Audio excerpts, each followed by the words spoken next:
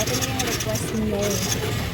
Binabalik ko na yung aking dating content na mag-visit sa bawat store, bawat kasari at interviewin sila. So, ano yung kwento nila? Ano yung success story nila? Sabangan natin mamaya kasi I'm sure maraming ma-inspire. Video mo siya. Papautak sila. Biran.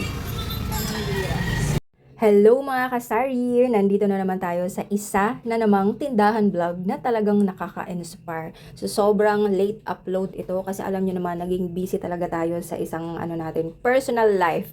So ngayon, eto na ang inaabangan ninyo.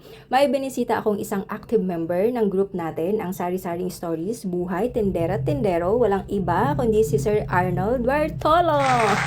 Grabe, ito yung klase ng kwento na mapapaisip ka talaga na walang imposible sa taong may sipag at tiyag ka. Okay, ang tindahan nila Sir Arnold ay 24 hours open. So imagine, salitan lang sila ng mama niya sa pagbabantay. Walang reklamo, walang arte. So dati meron silang pwesto sa palengke at ang tinda nila ay isda. So isda yung dati nilang negosyo, pagtitinda ng isda. Pero kahit okay naman daw yung bentahan noon, okay din ang kitaan, mas pinili nilang mag-focus ngayon sa sari-sari store. Hindi madali magbago ng negosyo ha, pero minsan kailangan mo talagang mag-adjust kung saan ka mas tatagal at mas uunlad. Okay, yung mama niya, saludo ako kasi kahit may edad na, malakas pa rin, masipag pa rin magtinda. At alam nyo ba, nag-invest din siya sa gold. So, kayo mga kasari, alam nyo na, mag-invest na kayo sa gold kasi ang bilis tumaas talaga ng presyo ng gold ngayon. So, same vibes kami. Patunay lang na hindi hadlang ang edad para matuto, mag-ipon at magnegosyo.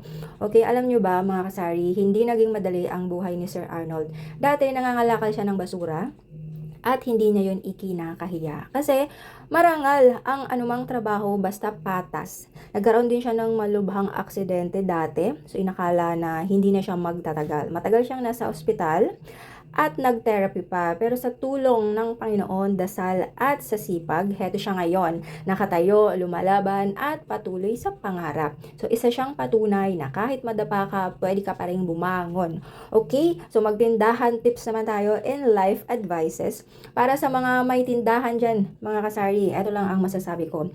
Alagaan ng customer, huwag susuko kahit mahina ang benta, magtiwala sa proseso at sa buhay naman, kahit anong pagsubok ang dumaan, huwag kang susuko. Kasi minsan, yung akala mong katapusan na, yun pala ang simula ng mas magandang bukas.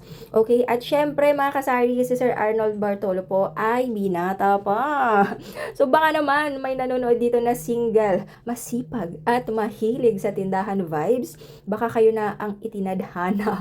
So, comment na yan. Malay nyo, sa Sari-Sari Store magsimula ang forever ninyo. Okay? So, hanggang sa susunod na tindahan vlog, mga kasari, comment kayo kung ano yung gusto nyo pang makita. Pero meron akong bagong ginawang FB page ngayon, ang Travel with Yvonne. Pero syempre, dahil marami nagre-request nito, gaya ng ginawa ko year 2023, year 2024, nag-i-interview ako ng mga kasari na willing magpa-interview at gustong i-share ang kanilang kwento para mas ma-inspire din ang iba, yung mga viewers natin. Kasi syempre, kilala tayo bilang tinderang vlogger ng QC. So, abangan nyo yan mga kasari.